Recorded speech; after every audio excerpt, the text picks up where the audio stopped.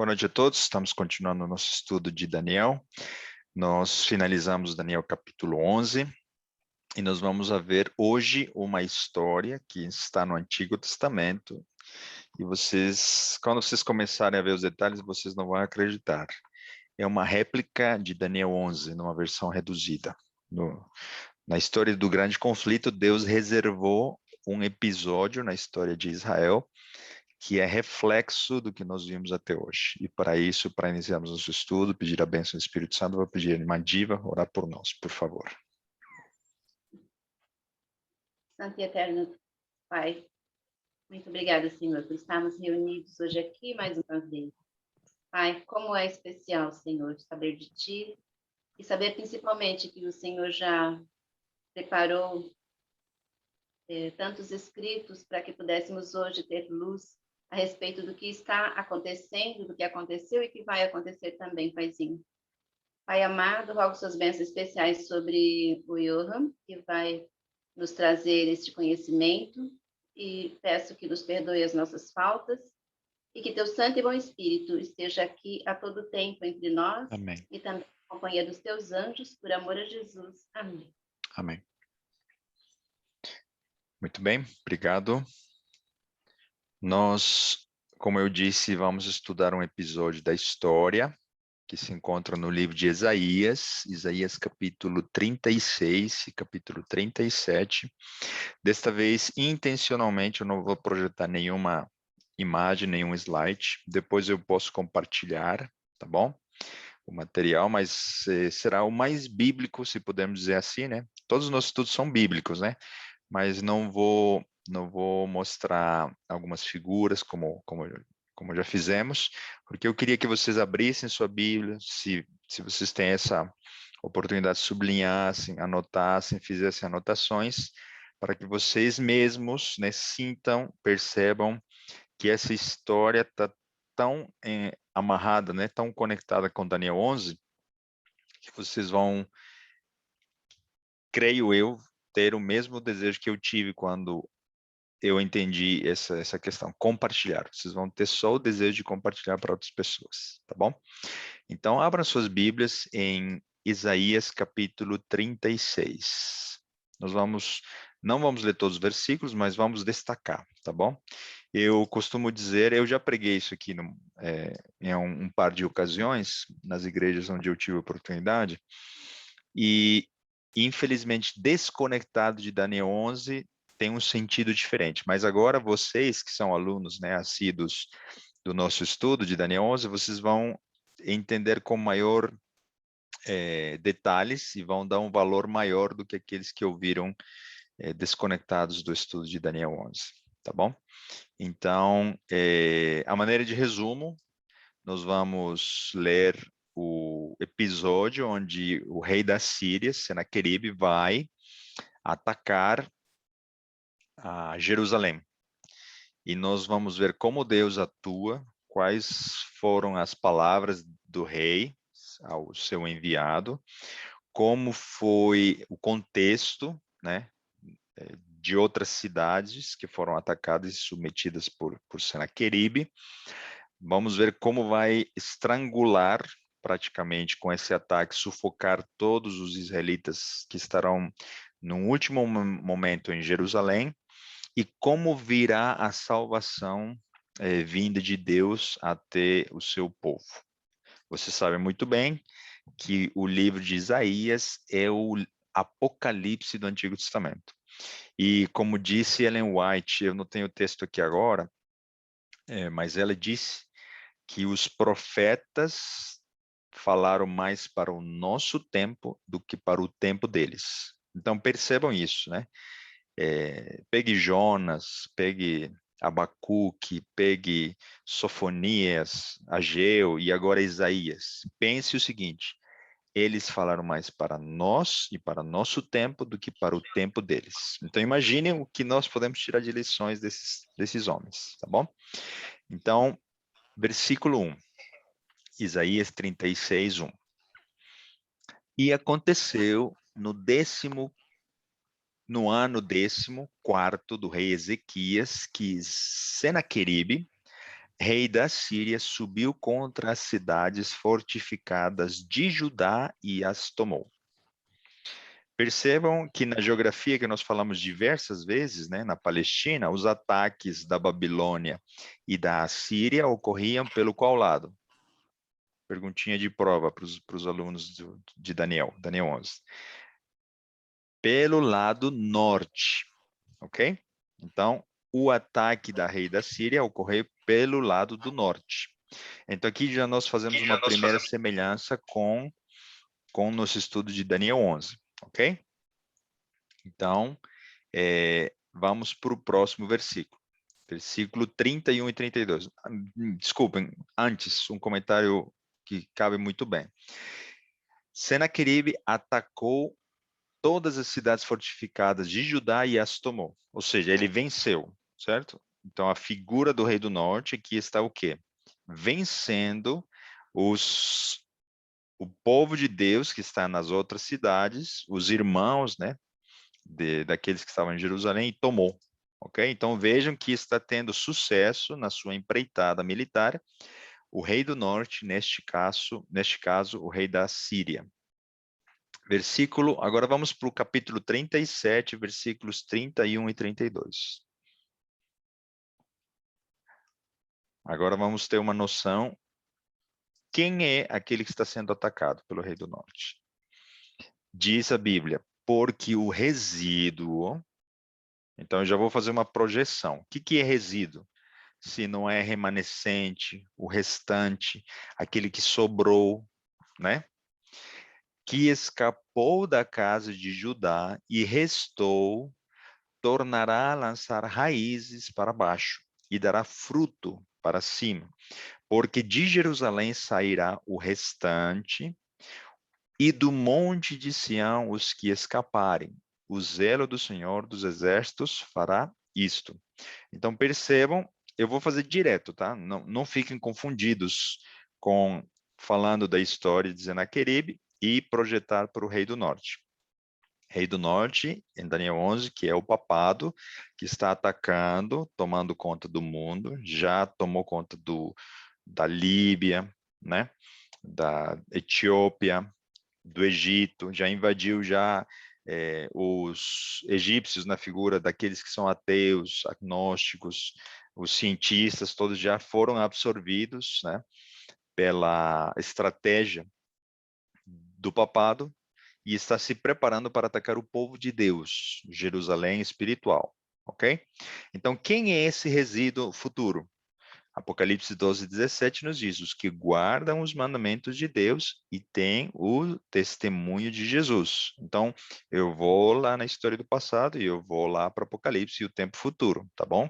Então, a partir deste momento, eu vou fazer esses paralelismos o tempo todo, tá bom? Então, continuamos nossa leitura.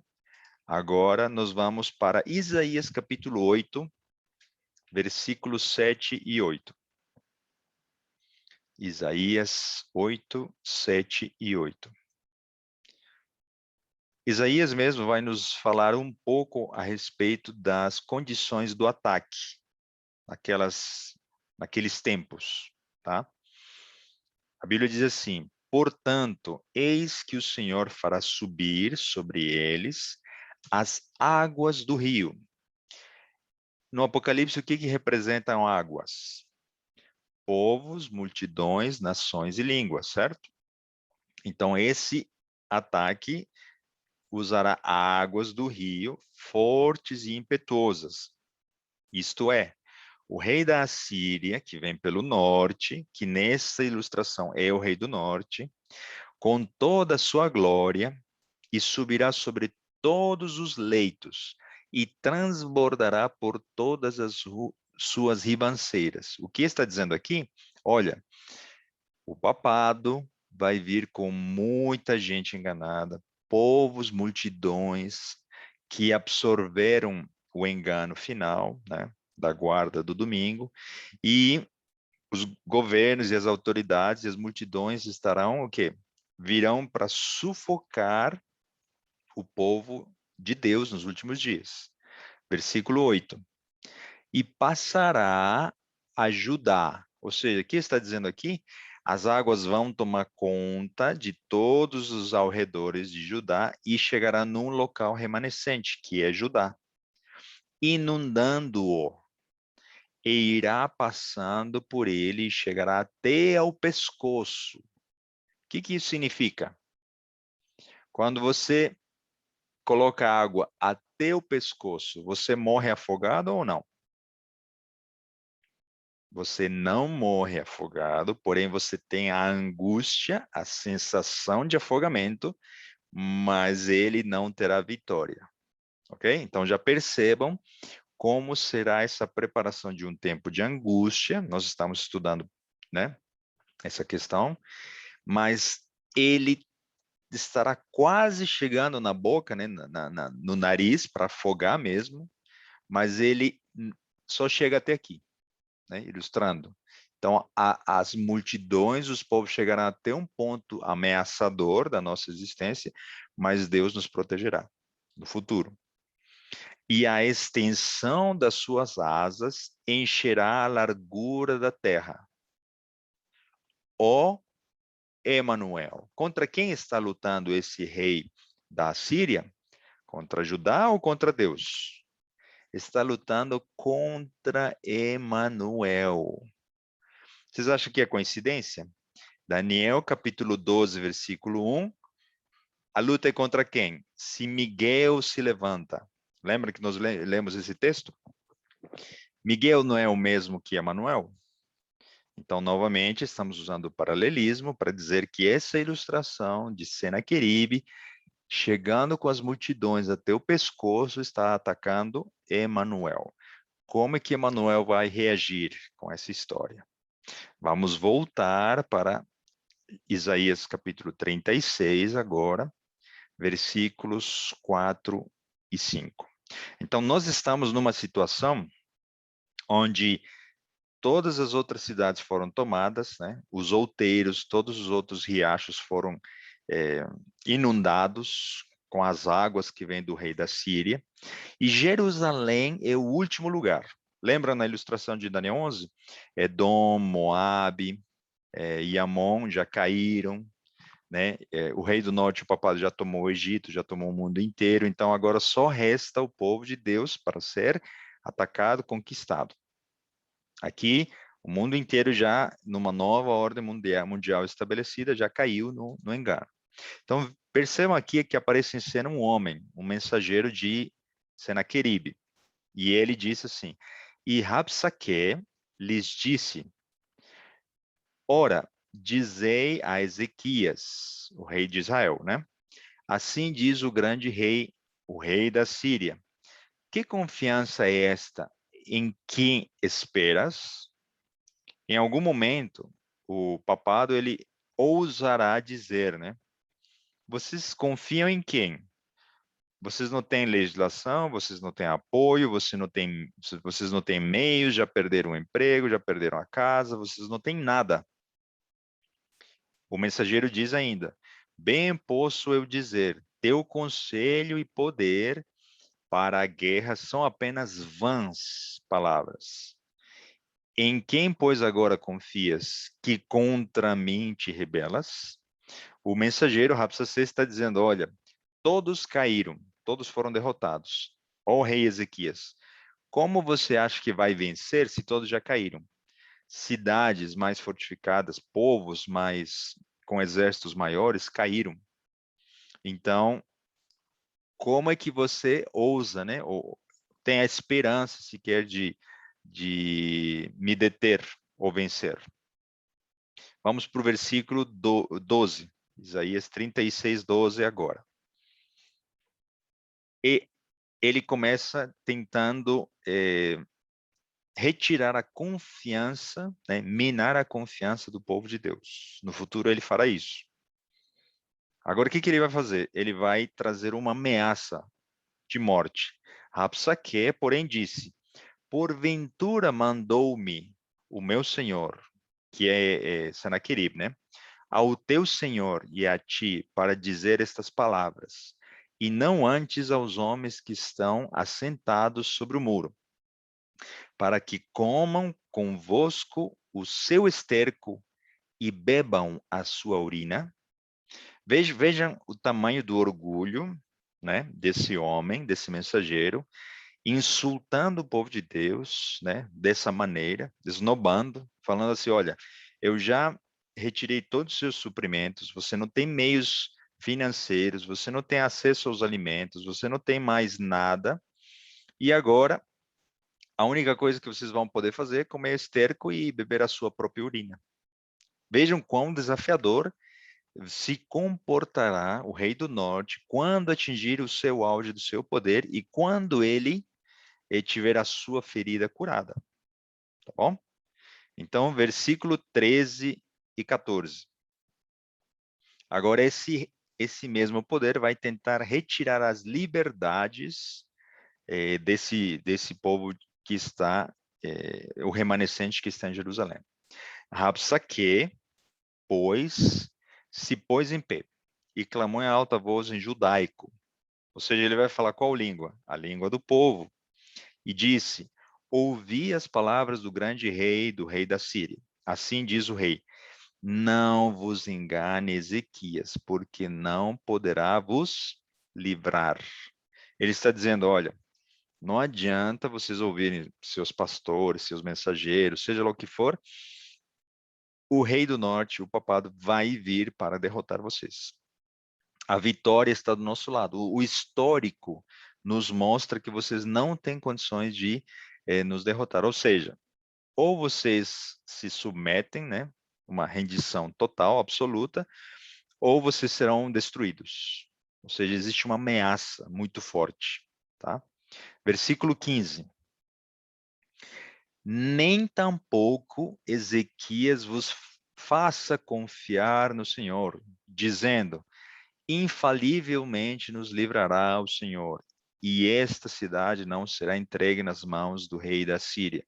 Ou seja, ele também está dizendo, está fazendo um apelo contra as autoridades do povo de Deus, na figura da sua liderança. Ou seja, ele está dizendo assim, não adianta seus líderes falarem que vocês não vão perder, porque isso é um fato, é consumado, de tão ameaçador e de tão certo que ele está da sua vitória.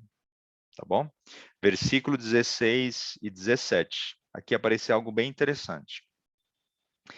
Não deis ouvidos a Ezequias, porque assim diz o rei da Síria, aliai-vos comigo e saí a mim, e coma cada um da sua vide e da sua figueira, e beba cada um da sua água e da sua cisterna.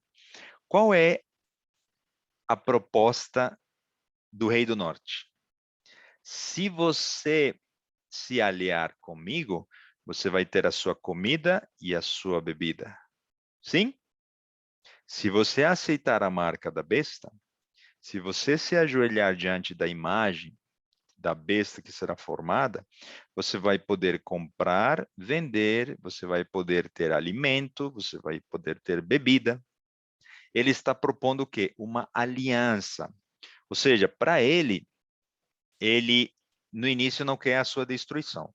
Ele quer o quê? Que você seja enganado. Porque você sendo enganado, o inimigo sabe que a sua salvação está em jogo. Porque nas últimas cenas da história deste mundo, a adoração fará parte decisiva da nossa decisão final. De qual lado eu estarei? Eu vou adorar o Deus verdadeiro no sábado, no céu de Deus, ou eu vou adorar a autoridade humana que mudou do sábado para o domingo, adquirindo a marca da besta.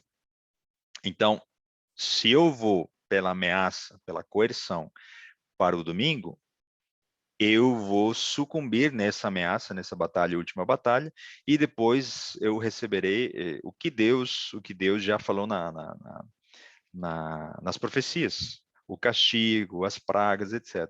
Porém, se mesmo sob ameaça eu decido me manter fiel, né, fiel às suas promessas, ser fiel até a morte, e eu te darei a coroa da vida eterna, né? Então, aí temporariamente eu estarei com o quê? Numa sensação de afogamento, mas ele me proverá livramento e eu terei o quê? A vida eterna como realidade, como uma promessa até então. Então percebam, ele troca alimento por adoração. Ele troca bebida por uma aliança. Será que nós poderemos resistir a essa troca, a essa negociação? Entenderam? Então, Apocalipse está se descrevendo aqui da mesma maneira. Versículo 17. Até que eu venha e vos leve para uma terra como a vossa terra de trigo e de mosto, né? Terra de pão e de vinhas. Qual é a proposta do Rei do Norte? Olha, eu tenho um novo governo, uma nova moeda, um novo sistema, todos estão unidos. Então, ali você vai ter uma abundância, não vai faltar nada para você. Basta você aceitar a minha aliança e fazer parte desse novo sistema. Um milênio de paz temporário, falso, né? Na sua superficialidade, bonito, bem estruturado, mas ele vai ruir na medida em que o engano se desfazer, tá bom? Então percebam como a ilustração da história se repete numa versão de Daniel 11 e apocalíptica também, né? Então, infelizmente, a história de Daniel, capítulo 3, quando muitos se ajoelharam diante da imagem, vai se repetir. O que significa? Naquele dia de adoração, de consagração daquela imagem de ouro, estavam o rei de Israel, sacerdotes, estava a elite do povo de Israel, súditos do rei da Babilônia. O que isso significa? Quem sabe, pastores, líderes, anciãos, diáconos, eu não sei, tá? Da nossa igreja não poderão resistir diante da proposta. Pão ou adoração? Bebida ou adoração? Certo? Então, a ameaça vai ser, primeiro, num nível de troca, sustento por ficar do meu lado, fazendo uma aliança comigo. E depois será uma ameaça de morte. Então, percebam que se naquele tempo judeus, levitas, sacerdotes de Israel se ajoelharam e apenas 3 jovens resistiram, permaneceram fiéis, provavelmente muitos dos homens que alguns de nós achamos que estarão firmes naquele dia, não estarão. Por isso que nós precisamos confiar apenas em Jesus, né? Colocar nossos olhos apenas nele, confiar nele e não olharmos para o nosso coração enganoso. Porque o nosso coração enganoso pode até fazer uma promessa: Senhor, aquele dia eu não me ajoelharei. Mas que Deus queira que não façamos promessas como Pedro fez, né? E que depois, no momento da aprovação, no momento da oportunidade que ele teve de ser luz, ele entregou e negou o seu mestre. Eu, mesmo conhecendo essas profecias, etc., eu sempre oro e peço a Deus que meu coração não me engane, que eu esteja preparado para aquele dia, e se for da vontade dele, que eu esteja pronto. Mas se eu não estiver em condições, que ele não me coloque nessa situação, para não colocar a muitos, né? Para não ser pedra de tropeço para muitos e para que, principalmente, a minha salvação não esteja colocada em xeque. Então, ali nós vemos uma situação nada fácil, é muito simples nos nossos dias, sentado no nosso computador, numa classe bíblica, ainda em liberdade, dizer: naquele dia eu estarei firme.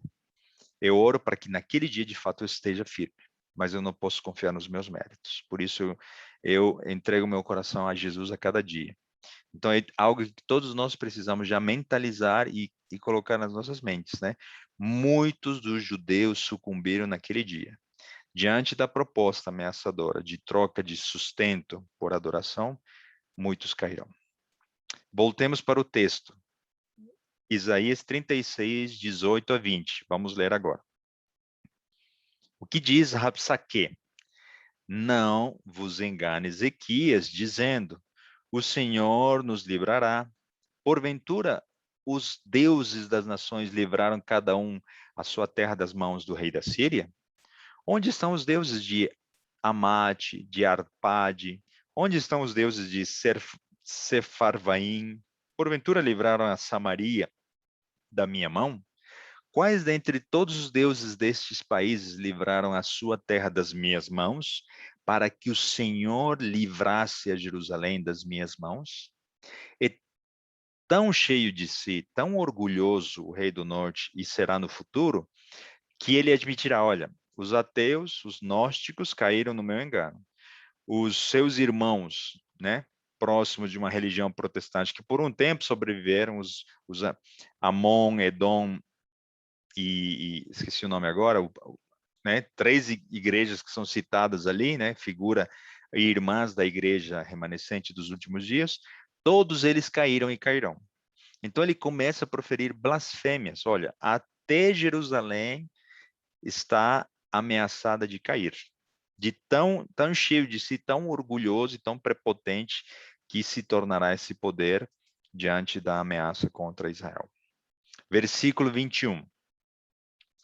Eles, porém, se calaram. Qual foi a resposta deles? E não lhe responderam palavra alguma, porque havia mandado do rei dizendo: não lhe responderás. O que ilustra esse momento em que o povo de Israel não fala mais? Ilustra um momento em que não vai adiantar falar mais. Não vai adiantar estudar, fazer estudo bíblico com alguém, não vai adiantar mais levar a mensagem para outras pessoas. Porque naquele momento, onde o último, né, remanescente é o povo de Deus, a graça já terá terminado, a pregação do evangelho já terá sido dada, e não haverá mais necessidade de levar nenhuma mensagem. Ou seja, não haverá...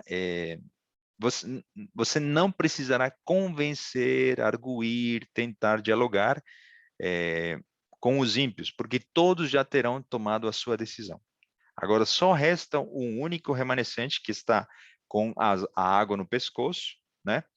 Mas eles ficam em silêncio. Então, esse versículo ilustra o momento em que já não existe mais graça, né? O tempo de graça terminou, e eles ficam em silêncio. Há uma história no passado, muito interessante também, no momento em que os egípcios estavam ameaçando o povo de Israel, que estava de frente para o Mar Vermelho. Qual foi a palavra de Moisés? Aquietai-vos, fiquem quietos, que a sua salvação virá. Então, aqui nós estamos vivendo o quê? Se eles viveram pela fé, eles pisaram nas águas e o mar se abriu, né? E mesmo num tempo de angústia, mesmo sobre a ameaça de morte, mesmo quase, né, os exércitos dos egípcios em cima deles, eles tiveram confiança nas palavras de Moisés, né? E confiaram em Deus. No futuro, nós viveremos na prática a maior prova de justificação pela fé, ou seja, confiar de que é o momento de calar, é o momento de que já acabou, né? Nós não temos oportunidade de liberdade, não está nas nossas mãos, não teremos nenhuma condição de sair dessa ameaça de morte. Então, será o momento de apenas ser ameaçado e coagido. Então, ali se inicia um tempo de angústia, né? Que a pessoa já passou o momento da oportunidade de fazer a troca por comida ou bebida, e agora ela sabe que se ela não fizer aliança, agora ela vai morrer. Então, já chegou um decreto de morte, né? E o tempo de angústia é aquele que nunca haverá até os dias que quando ocorrer, tá? Então, percebam que essa situação também se repete em Isaías 36. Vamos para o capítulo 37 agora. Isaías 37, versículos 1 e 2. Vamos ver qual é a reação do povo. E aconteceu que, tendo ouvido isso, o rei Ezequias rasgou as suas vestes e se cobriu de saco, e entrou na casa do Senhor. E enviou Eliaquim, o mordomo, e Sebna, o escrivão, e os anciãos dos sacerdotes, cobertos de sacos, ao profeta Isaías, filho de Amós. Duas atitudes, né? Primeiro, o povo de Deus naquele momento, ele estará numa condição de humildade extrema, porque o tempo de angústia será travado em duas esferas. numa esfera externa da ameaça de morte e numa esfera interna. O povo terá a mesma angústia que Jacó teve no passado. Meu irmão está vindo para me matar. Será que eu vou conseguir sobreviver ao sentimento de vingança dele, Esaú? E o segundo, será que eu fui perdoado por Deus por todos os enganos que eu fiz? A angústia consistirá na externa, que eu já falei, e a principal angústia dos filhos de Deus naquele tempo será interna. Será que os meus pecados foram perdoados? Será que eu estou aqui dependendo da graça e apenas da fé? Né? Então, o sentimento de humildade do povo de Deus será caracterizado pelo que Ezequias fez, né? Ele rasgou as suas vestes, ou seja, um sentimento de contrição, de dependência total e absoluta de Deus. E uma outra característica é que o povo de Deus vai depender dos escritos do profeta, certo? A quem mandou chamar Ezequias? Mandou chamar o profeta da vez, que era Isaías. Qual é o profeta do tempo final? Que foi chamado para preparar o povo para a segunda vinda de Jesus, se não é Ellen White. Então, o povo de Deus precisará ter conhecimento dos escritos de Ellen White para dirigir a sua vida, pouco antes dessa ameaça de um decreto, do segundo decreto, da ameaça de morte, etc, etc. Então, percebam que Deus vai permitir que, não sei de qual maneira, né? Mas talvez na mente deles, os escritos dela estarão acessíveis para que possam ser utilizados de maneira que traga esperança. Então, aqueles que confiam no que o profeta da vez diz, serão libertados. E hoje, o que eu estou fazendo com os escritos desses profetas? Deus tem a Bíblia, Deus tem todos os profetas. Porém, num tempo onde o pecado vai sobreabundar e onde a escuridão será muito intensa, Deus proveu inspiração, né? E eu estou falando do dom profético de Ellen White, e Joel também vai se cumprir, né? Quando crianças, jovens e velhos profetizarão e terão visões. Então, Deus vai prover meios, né, para iluminar a última jornada e a última batalha dos seus filhos diante dos inimigos de Deus, tá bom? Então, a confiança na palavra de Deus e a confiança nos profetas será necessária naquele tempo. E por isso que nós temos que praticar hoje, adquirindo confiança nos escritos de Ellen White, né? Muita gente não leu, não conhece, muita gente ignora, muita gente diz, não é para mim, é para o tempo dela, hoje o contexto é outro, é muito complicado fazer o que ela pede, os seus conselhos não se adequam ao meu estilo de vida. Inúmeras e inúmeras argumentações são dadas para não lermos e não colocarmos em prática conselhos valiosíssimos da serva de Deus para cada um de nós. Então, percebam que nós precisamos também usufruir das bênçãos e dos benefícios da luz menor. Versículo 3, Isaías 37, 3.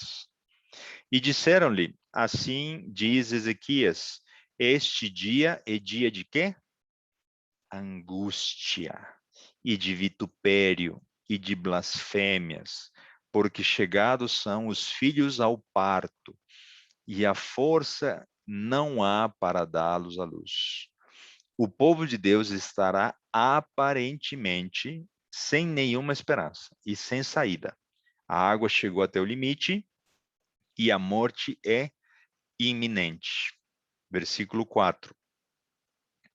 Porventura o Senhor teu Deus terá ouvido as palavras de Rabsaque, a quem o rei da Síria, seu senhor, enviou para afrontar o Deus vivo e para vituperá-lo com as palavras que o Senhor teu Deus tem ouvido?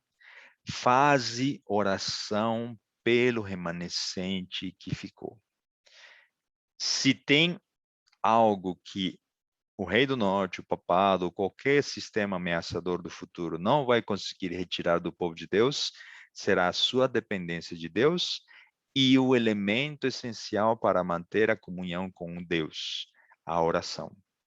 Naquele tempo, ainda a oração será a chave para preservar a integridade, né, espiritual desse povo. Versículos 5 a 7. Aqui já nós temos um vislumbre de como será o fim do rei do norte. E os servos de Israel, e os servos do rei Ezequias foram ter com Isaías. E Isaías lhes disse: assim direis ao vosso Senhor, assim diz o Senhor, não temas. À vista das palavras que ouviste, com as quais os servos do rei da Síria me blasfemaram. Se eles ameaçam o povo de Deus, estão ameaçando o próprio Deus. Por isso que se profere blasfêmia contra o povo, contra o próprio Deus. Então, a palavra aqui é o quê? Não temas, não temas. E eis que porei nele. E aqui vai uma profecia para aquela história. Porei nele um espírito. O que Deus vai fazer? Ele vai assoprar. E ele ouvirá um rumor. Esse rumor será a voz de Deus. E ele voltará para a sua terra. E faloei cair morto, a espada na sua terra. Mais tarde nós vamos ver alguns detalhes. Os próprios filhos de Senaqueribe mataram o seu pai, mataram o rei da Síria. E vejam que interessante, a coincidência, né?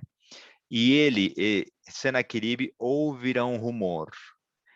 De onde, o que faz tremer nos últimos versículos de Daniel 11, 44 e 45? O que faz tremer o rei do norte? No seu auge da sua força. Vocês se lembram? Um rumor que vem do oriente, que vem do norte.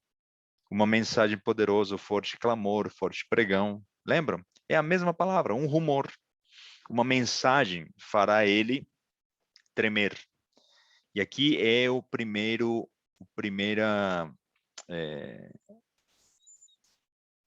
profecia contra o fim do rei da Síria, tá bom? Avancemos no texto, versículo 10 e 11. Assim falareis a Ezequias, rei de Judá, dizendo: não te engane o teu Deus. Ou seja, que atrevimento tem esse homem, né? Não adianta você acreditar em Deus que ele não vai te livrar.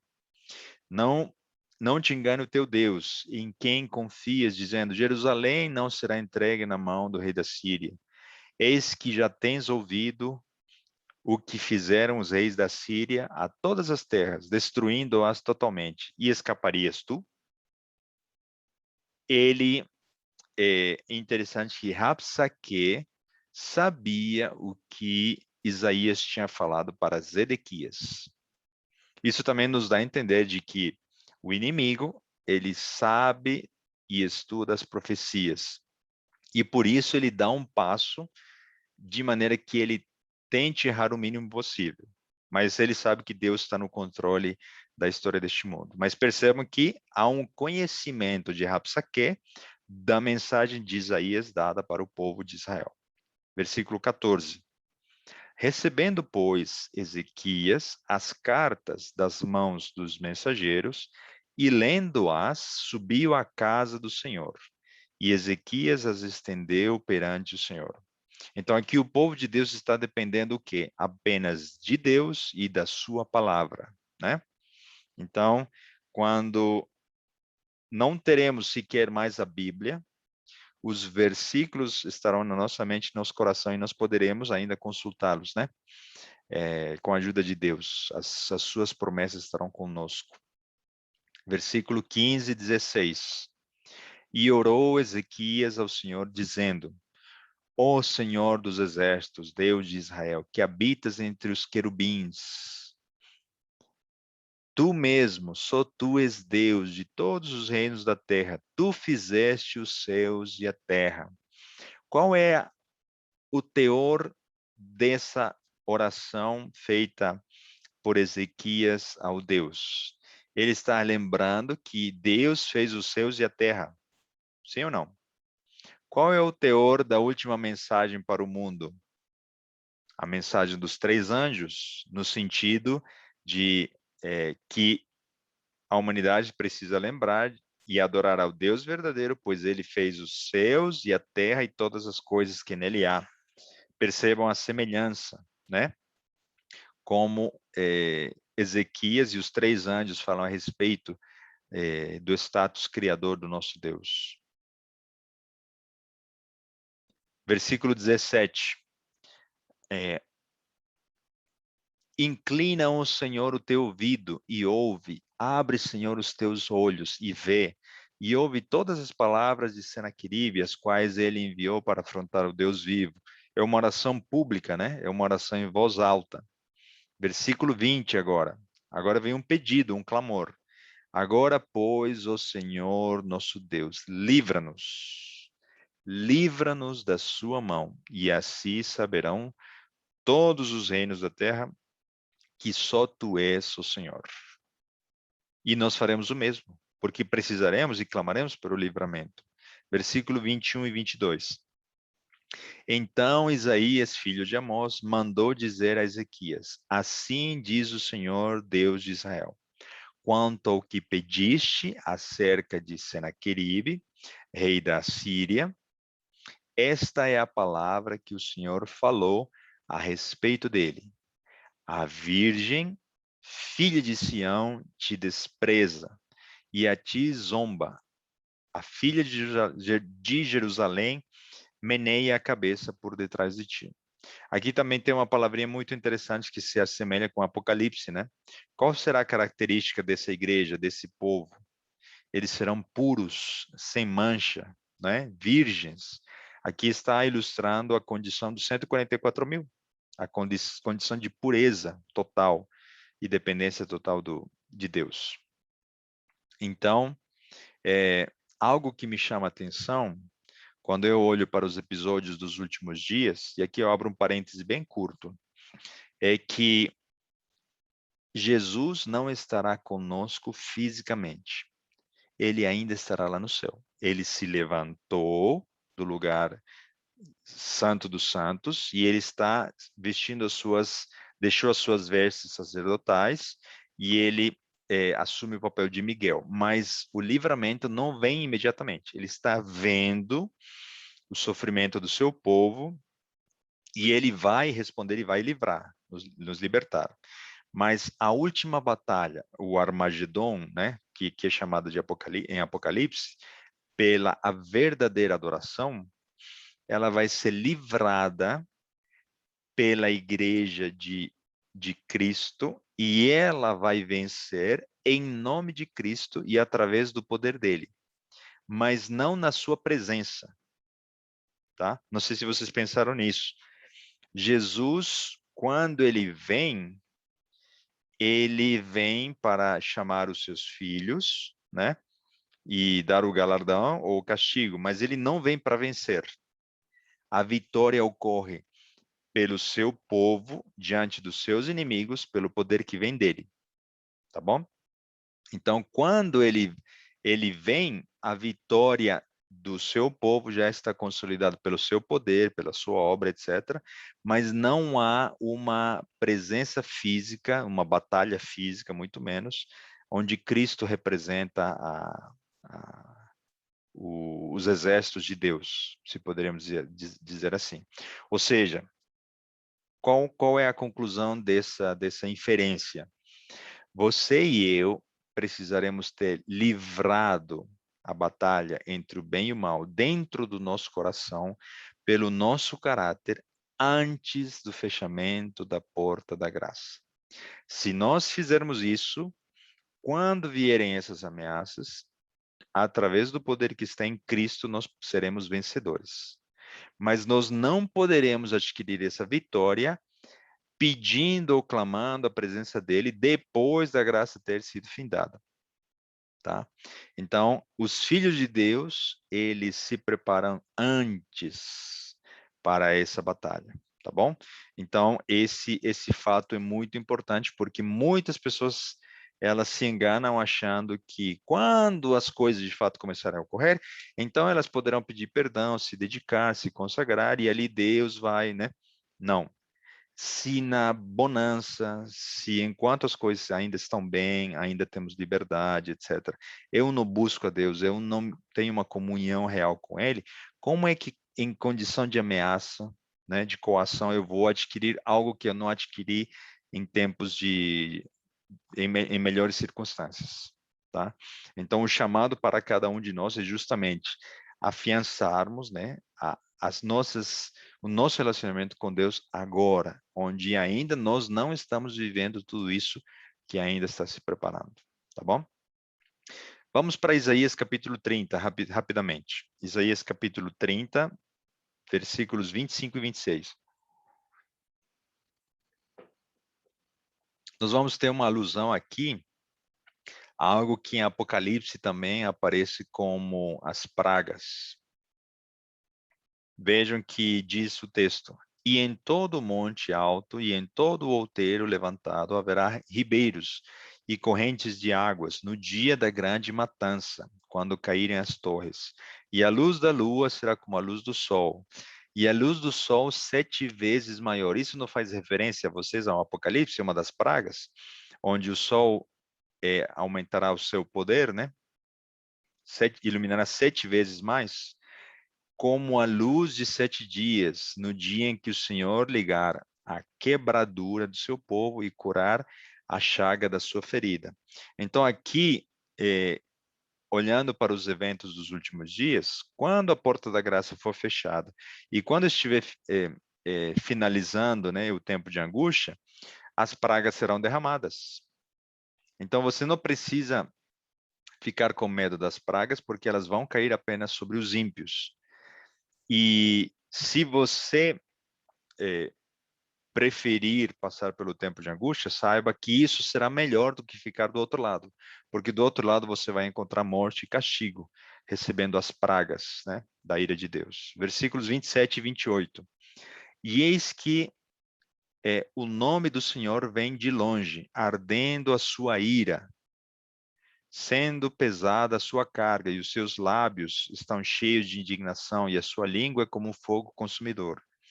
E a sua respiração como ribeiro transbordante que chega ao pescoço para peneirar as nações com peneira de destruição. E um freio de fazer errar nas queixadas dos povos. Deus está o quê? Ardendo a sua ira e ele está peneirando as nações com destruição.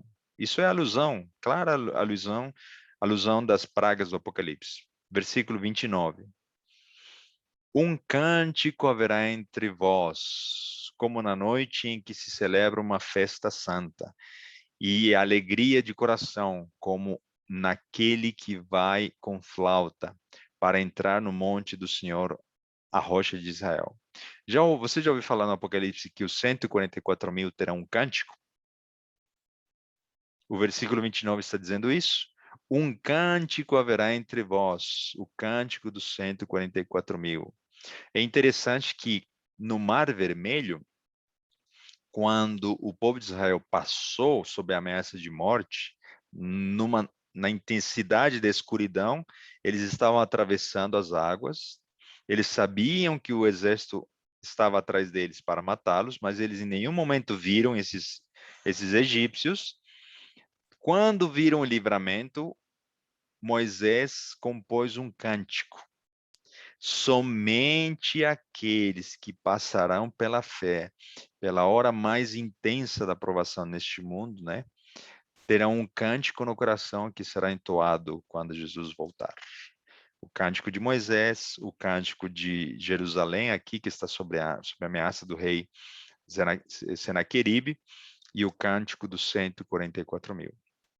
Versículo 30 e 31. Enquanto os filhos de Deus estão compondo, né, as melodias sagradas, e o Senhor fará ouvir a sua voz majestuosa, ou seja, ainda se manifesta para uns como pela fé, né, e para outros através de pragas, né, e fará ver o abaixamento do seu braço. Está falando o quê? Do braço de Deus, com indignação de ira e labareda de fogo consumidor, raios e dilúvio e pedras de saraiva, porque com a voz do Senhor será desfeita em pedaços a Assíria, que feriu com a vara. Qual é a ação de Deus ali? Derramando a sua ira contra o rei do norte e os seus seguidores. As pragas estão caindo. As pragas estão caindo. Figura ilustrativa desses versículos com Apocalipse. Voltemos para Isaías 37 agora. Isaías 37, versículo 28. Agora Deus se manifesta, ele usa as palavras de Isaías e ele vai proferir uma frase muito extraordinária contra o seu inimigo. Diz assim: porém, eu conheço o teu assentar e o teu sair e o teu entrar e o teu furor contra mim. Deus conhece de antemão todas as ações do inimigo, todas as ações do papado, todas as ações do rei do norte. Deus permite que o tempo de angústia chegue ao seu povo, que o inimigo tome todas aquelas ações, porque milhares de seres não caídos e milhares de anjos estão observando.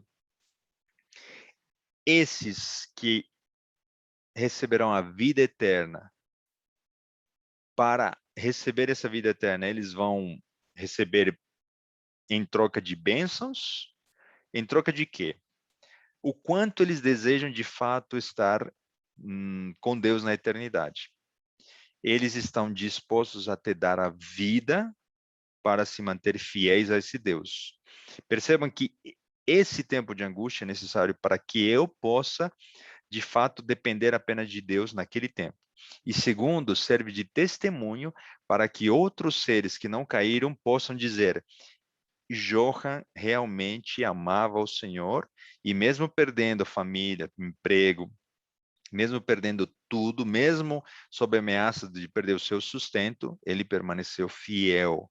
A graça de Deus é maravilhosa. Permitiu que esse homem, esse ser humano, pudesse permanecer fiel nas horas mais difíceis dessa história. Então, Deus tem muitos propósitos com o tempo de angústia, e não apenas conosco. Por isso que eu estou dizendo, o que Deus está vendo é algo muito maior, e um dia nós entenderemos o porquê de tudo isso. Então, ele não envia essa angústia, ele permite que essa angústia chegue até nós.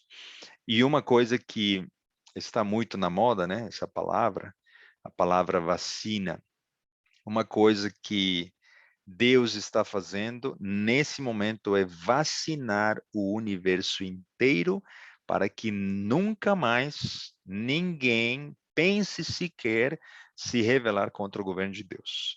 Porque todas as testemunhas, anjos e seres de outros mundos que não caíram, eles dirão: o inimigo é mentiroso, é enganador e ele quer destruir. Deus é amoroso, perdoador e ele quer salvar os seus filhos. Então, uma das melhores vacinas contra o mal que Deus, na sua sabedoria e providência, permite, é que o mal possa mostrar toda a sua cara e toda a sua ruindade e todos os seus efeitos. Por isso que nós precisamos confiar em Deus. Não precisamos temer e dizer, mas poxa vida, essa igreja que conhece a Bíblia, conhece a palavra de Deus, agora só fala em tempo de angústia agora. E eu não quero isso. Eu quero ir para outra igreja, onde estão falando de fé, prosperidade, amor, onde estão falando de união. Eu não gosto desse tipo de estudo bíblico, onde só fala em tempo de angústia, ataque, rei do norte. Percebam que Deus é muito transparente conosco, né? E Deus tem um propósito para tudo. Então, não desanime se você está talvez acompanhando há pouco tempo ou está entrando em contato com a Igreja Adventista sobre essa perspectiva, né? Deus tem um propósito para tudo. Então, Deus conhece o meu caminhar, o meu assentar, o meu sair e conhece da mesma forma o que o inimigo está fazendo. Versículo 29. Continua a fala de Deus. Por causa do teu furor contra mim, e porque a tua arrogância subiu até os meus ouvidos, portanto, porei o meu anzol no teu nariz e no meu freio e o meu freio nos teus lábios. Olha, Deus ficou irado. Deus está dizendo algo. Olha, eu vou colocar o meu anzol no seu nariz. É interessante que, por que ele usa um termo utilizando um instrumento para caçar animais marinhos? Por que não está utilizando outra palavra aqui, o próprio Deus? Porque se você faz uma correlação com Jó capítulo 40, se não me engano, em Jó 40, 45, eu não está vindo aqui na minha memória, existem dois animais, tá? Dois animais que são descritos, o Leviatã e um outro animal enorme, grande, imponente. Quando você fizer, e aí pode ficar como dever de casa, quando você fizer a leitura desses capítulos, você vai ver de que o Leviatã é um animal que mora no mar. É um animal que tem orgulho, que ele chacoalha as águas, ele faz ferver as águas. E numa linguagem simbólica, está falando de Satanás. Porque Satanás tem orgulho, ele quis se tornar como Deus e ele agita as multidões, povos, nações e línguas. Por isso que Deus está dizendo aqui em Isaías, né? Eu vou colocar o meu anzol no seu nariz, ó Leviatã, ó Satanás. Ele está identificando claramente quem é o inimigo dele. Está falando, não está falando de Senaqueribe, não está falando de Rapsacé, não está falando dele, está identificando o inimigo das almas. Então aqui está dizendo, olha, Rapsacé vai ser destruído, o papado vai ser. E você também será destruído. E te farei voltar pelo caminho por onde vieste. Ou seja, você se rebelou contra mim, você quis se tornar como eu, mas o teu caminho é o quê? Escuridão e destruição. O que ele sempre tem buscado fazer contra os outros. Versículo 31 e 32. O remanescente de Israel será preservado. E aqui vem o versículo 45, né? Uma equivalência com Daniel 11, 45. Porque o que escapou da casa de Judá e restou, está falando do remanescente, né? Tornará a lançar raízes para baixo e dará fruto para cima. Está fazendo uma alusão à pedra de Daniel 2, que será lançada e ela crescerá e se tornará um grande monte. Versículo 32.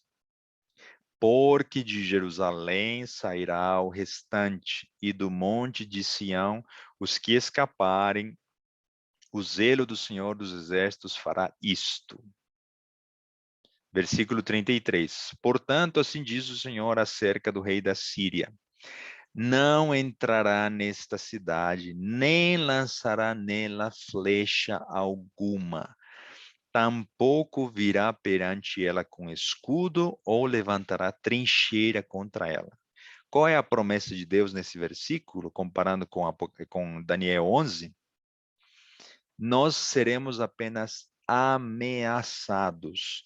Ninguém vai nos ferir, ninguém vai nos tocar. O nosso alimento, o nosso pão serão preservados por Deus e pelos seus anjos. O povo de Deus não será tocado. Amém? A luta sequer vai existir.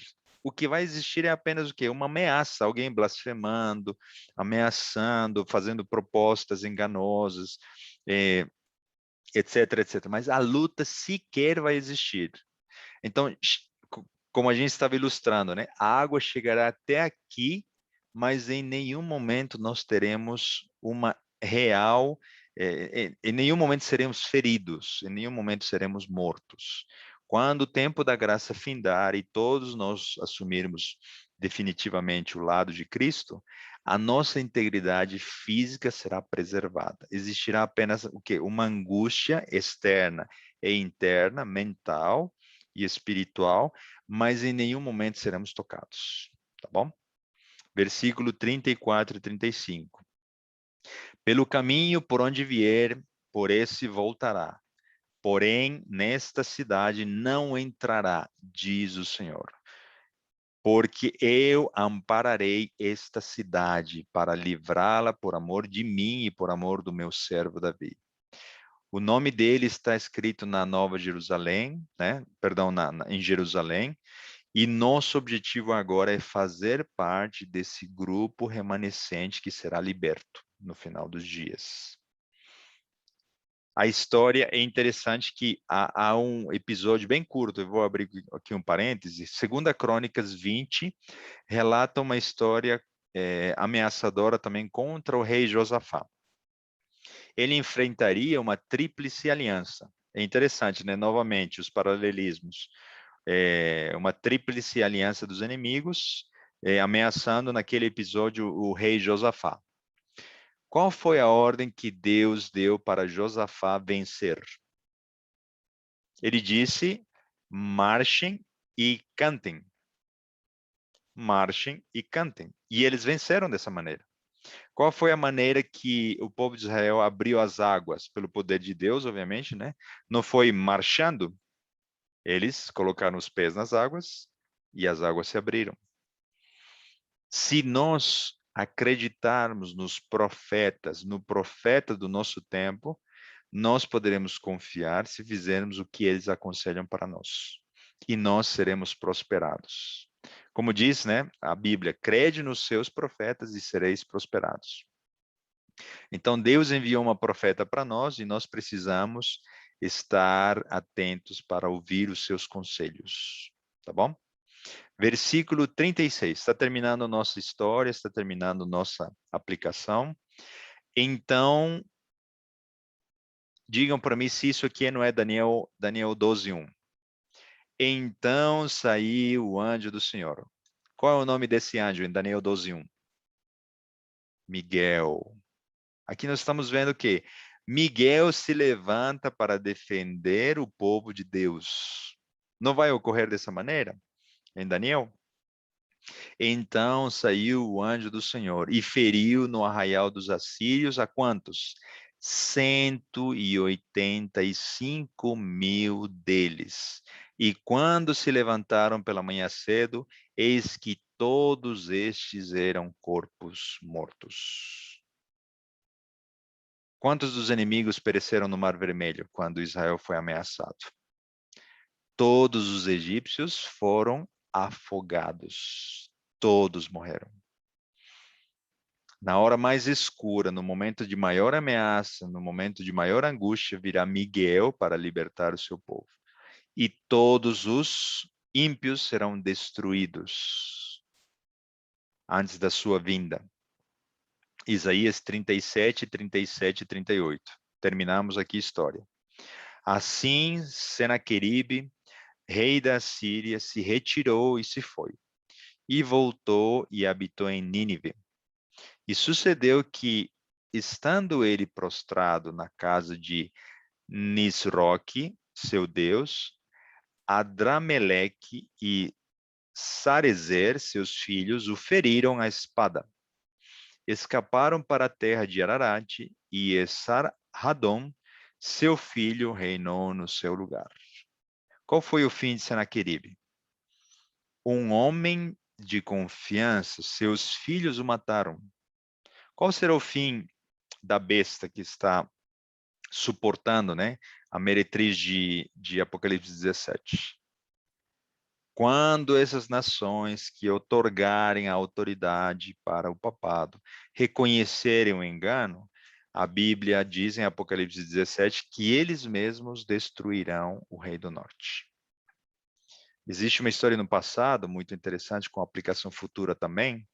Jezabel, ela foi destruída por aqueles que estavam às suas ordens alguns dias, alguns meses antes dela ser lançada do palácio e ser morta.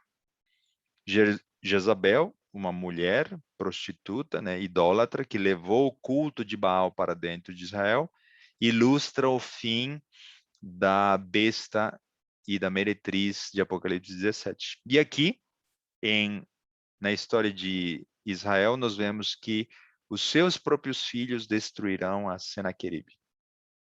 O fim está decretado contra o rei do norte. Ele terá um auge de força e influência, porém ele chegará ao seu fim.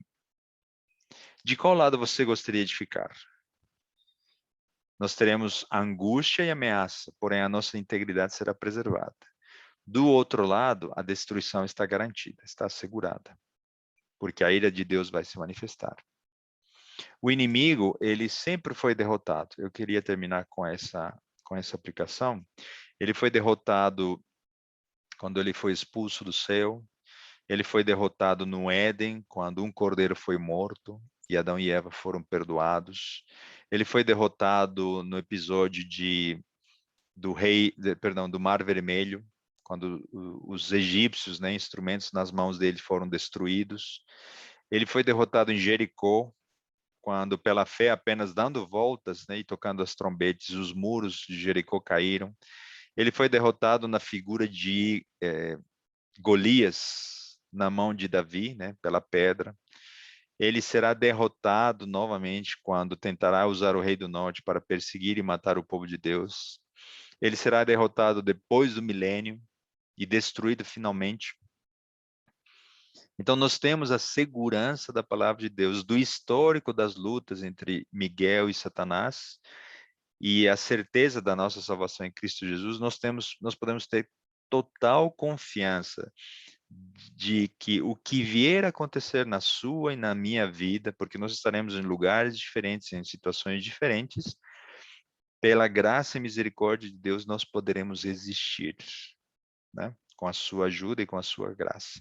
Então, algo que essa história me ajuda a entender é que Deus é tão maravilhoso que, se ele não tivesse, talvez, permitido que Daniel fosse escrito, ou o livro de Apocalipse, nós teríamos essa história para reconhecer os enganos, o rei do norte, o papado, etc.